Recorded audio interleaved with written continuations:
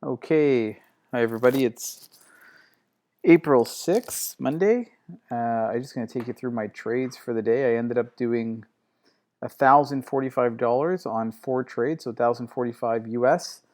And these are my trades and how they played out basically. So, um, opening bell rang, and I do follow Calico Max, and he basically says ignore the first rush of the morning.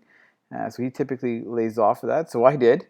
And sure enough, he was right. And right about here, you can see the MACD crossing. And this would have been a good entry because you were just kind of getting to the 50 here. So you would have had a half point, and half point for the cross on the MACD. And you would have had a full for the fib and a full for the a half for the candle. So and the 15. So you're really like a 4 in terms of a score for getting into this trade here using my scoring system.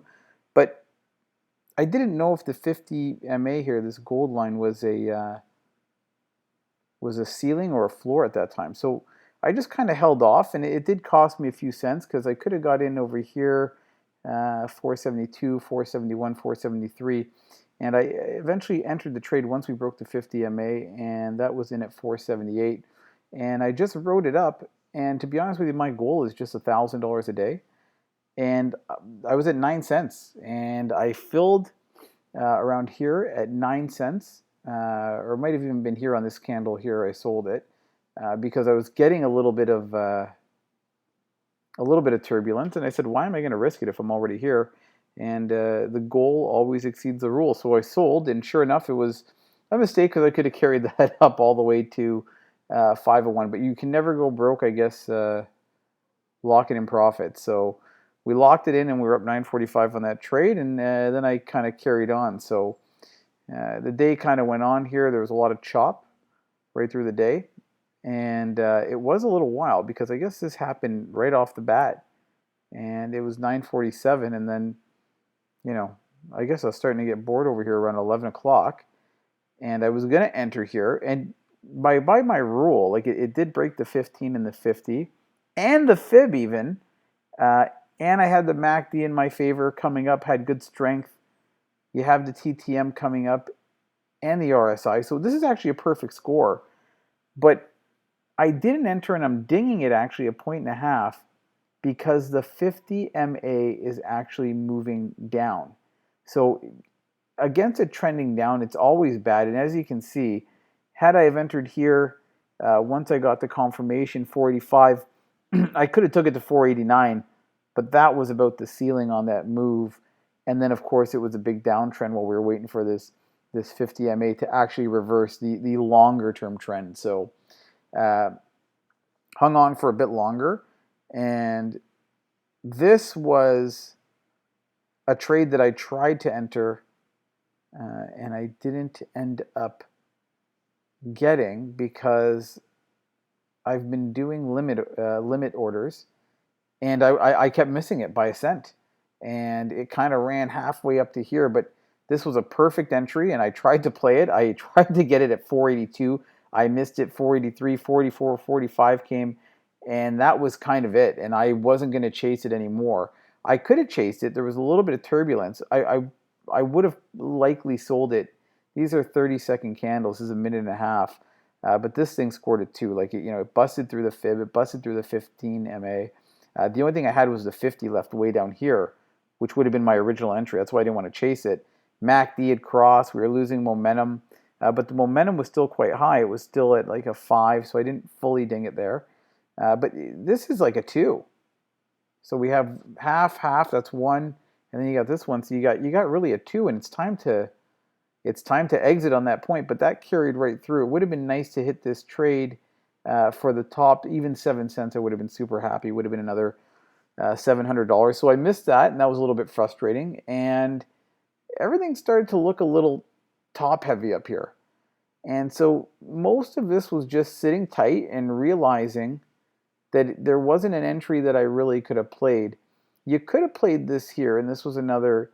I started to notice that like a 10-cent swing is kind of the biggest you're getting through any kind of chop here, which is, it's good, but it's hard to really nail those. You got to really nail the entry, and you got to You got to nail the entry and you got to nail the exit every time, and it doesn't leave you much room for error. So here is my next trade of the day, and we're up. We were up 9.45, and there's a big red circle here, big red square, sorry, because this is where the trade all took place, and my entry was in around here. So it broke. We're getting the larger trend, the 50s heading upwards, the 15s heading upwards, and we kind of break the fib level here, the 423 fib. We break the 15 EMA, we break the 50 EMA. The MACD hadn't crossed. We did have momentum, and we did have the RSI. So realistically, that's a 4.5 on the entry, almost a perfect entry, and I took it. The only problem was I probably took it a bit early.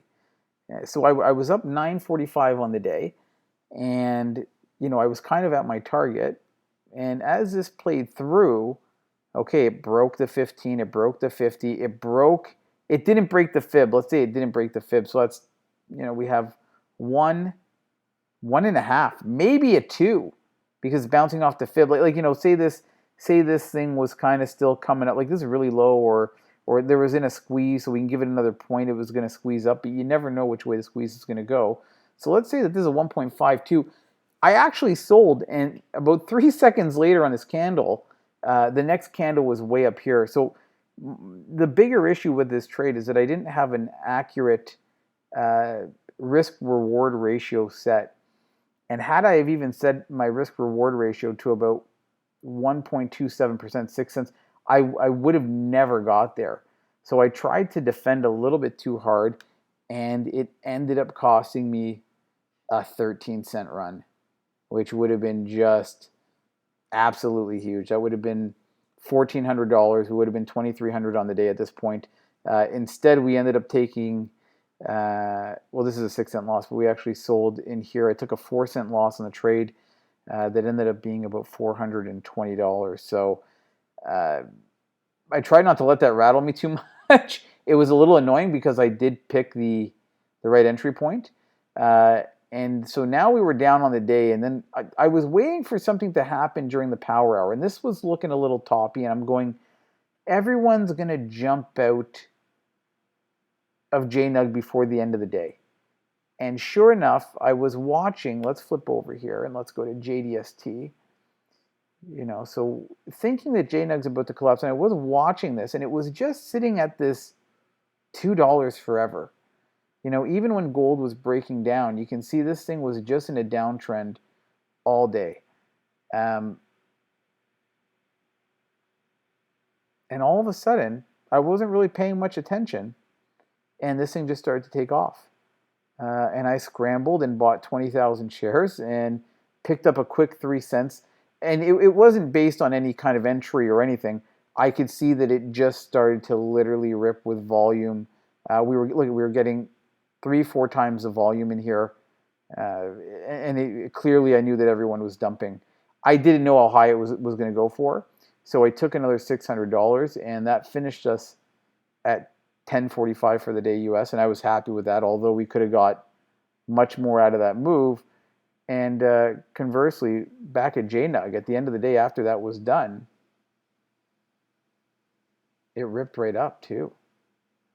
So, I don't know how slick I could have been. Well, that's a big move, 478 to 512. But there's a lot of action at the end of the day, and I find that power hour, especially with this JNUG that no one wants to hold overnight, or JDST, there always seems to be some movement, and then after hours kinds of plays out. So anyhow, that was today, and that was those are my trades. I hope that's helpful.